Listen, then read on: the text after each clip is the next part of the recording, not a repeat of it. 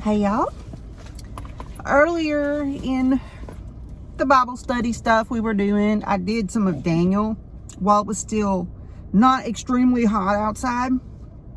So even though you're seeing this probably later, it's still extremely hot outside. It's very in July at the moment of this reading. So I left off where Daniel told Nebuchadnezzar about his dream that meant he was going to be basically turned into a cow, not literally physically, but behaviorally, for about 7 years due to his arrogance and belief that he was responsible for all his wealth and kingdom, and God put him in his place. And when he came back to himself after 7 years, he became very humble about it. So after that had happened, because at the end of it, it says, I, Nebuchadnezzar, praise and exalt and honor the King of heaven, for all his works are true and faithful, and his ways are just. And he is able to humiliate and humble those who walk in self-centered, self-righteous pride, which was like him. Then it jumps into the future. This is about Belshazzar, which is believed to be his grandson, son or grandson, that became the leader after Nebuchadnezzar.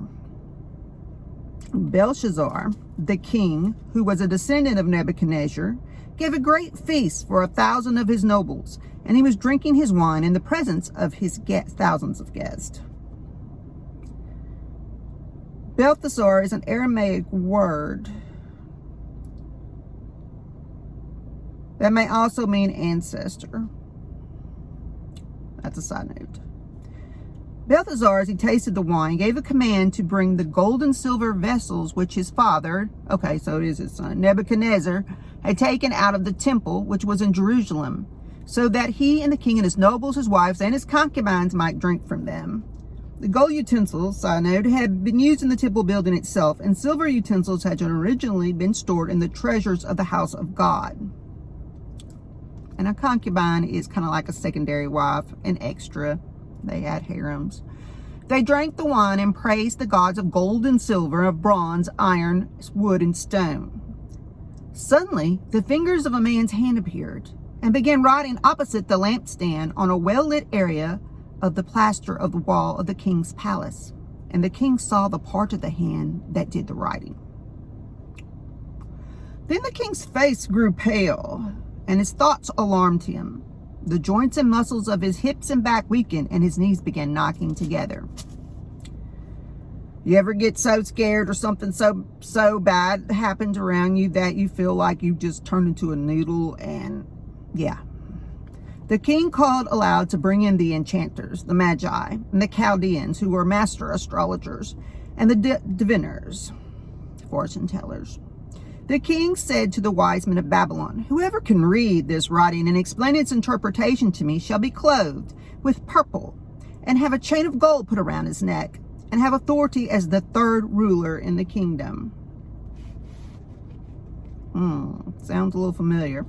Then all the king's wise men came in, but they could not read the writing or reveal to the king its interpretation. Then King Balthasar was greatly perplexed. He was just like, ooh.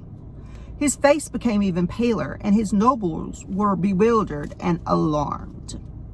Now the queen mother, overhearing the excited words of the king and his nobles, queen mother meaning she had been married to Balthasar's daddy, Nebuchadnezzar, the queen mother spoke and said, O king, live forever. They like to say that in Babylon. Do not be alarmed at your thoughts, or let your face be changed. Don't go all pale and freak out. There is a man in your kingdom in whom a spirit of the holy gods, and in the days of your father, illumination, understanding, and wisdom, like the wisdom of the gods, were found in him. And King Nebuchadnezzar, your father, the king, appointed him chief of the magicians, enchanters, Chaldeans, and diviners. It was because an extraordinary spirit, knowledge, and insight, the ability to interpret dreams, clarify riddles, and solve complex problems were found in this Daniel, whom the king named Belteshazzar. Notice Belshazzar's name. Sounds similar to Belteshazzar, and I might have accidentally used the wrong term when I said Belteshazzar. They're almost spelled the same. Strange. Now let Daniel be called, and he will give the interpretation. Belteshazzar. There's got to be a reason for that. So then Daniel was brought in before the king, and the king said to Daniel, "Are you that Daniel who's one of the sons of the exiles of Judah, whom my father the king brought from Judah? I've heard about you that a spirit of God is in you, and that illumination, insight, and extraordinary wisdom have been found in you." Now the wise men and the enchanters were brought in before me so that they might read this writing and reveal its meaning to me, but they couldn't give me an interpretation of this message some hand wrote on the wall. But I personally have heard about you, that you're able to interpretation things and solve complex problems. And now if you're able to read the writing and reveal its interpretation to me, you shall be clothed with purple and have a chain of gold put around your neck, and you shall have authority as the third ruler in the kingdom. Then Daniel answered and said before the king, "Keep your gifts for yourself and give your rewards to someone else. However, I'll read the writing to the king and reveal the interpretation of them. O king, the Most High God gave Nebuchadnezzar your father a kingdom and greatness and glory and majesty. And because of the greatness that he gave him, all the peoples, nations, and speakers of every language trembled and feared him. Whomever he wished he killed, and whomever he wished he kept alive. Whomever he wished he promoted, and whomever he wished to be humbled got humbled. But when his heart was lifted up and his spirit became so proud that he behaved arrogantly, he was disposed from his royal throne, and his glory was taken away from him, because he had to act like a cow for 7 years. He was also driven from mankind, and his mind was made like that of an animal, and his dwelling place was with the wild donkeys.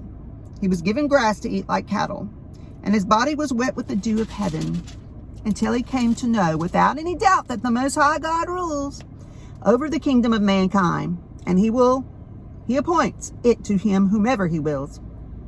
And you, his son, O Belshazzar, have not humbled your heart, your mind, even though you knew all this stuff.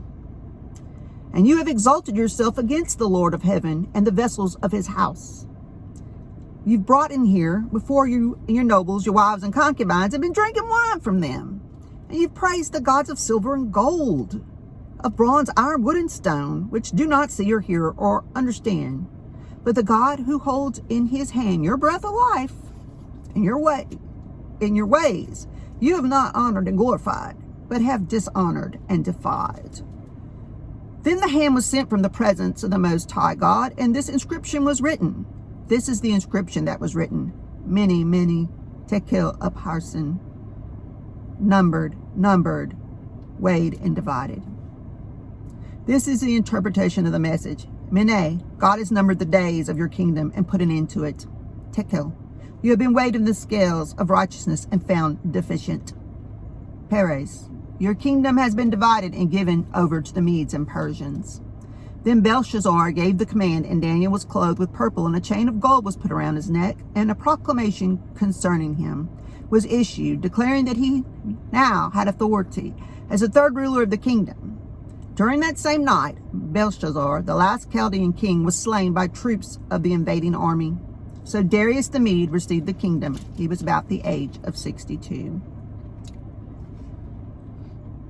All right, so side note here on that inscription on the wall. These words were ordinary Aramaic from that time. So some commentators have speculated that the wise men recognized them but just could not put them into orderly sentences. Yet here Daniel seems to clearly read the words simply by pronouncing them in Aramaic. His interpretation goes far beyond what the simple words mean by themselves. So the 16th also of Tishri, which is October 12th, 539 BC. The Persian army had been outside the walls of Babylon for some time, but waited until the time of national feasting, when they was all distracted, drinking wine, all those things they took out of the temple, before invading. Some scholars believe Darius may be a title rather than a proper name in context, either to Cyrus the Great, king of Persia, who conquered Babylon, or more likely Gubaru, Cyrus's commander, who led the nighttime attack on the city, was appointed governor of the Babylonian territories. Next time, I'll read you about how Daniel serves Darius.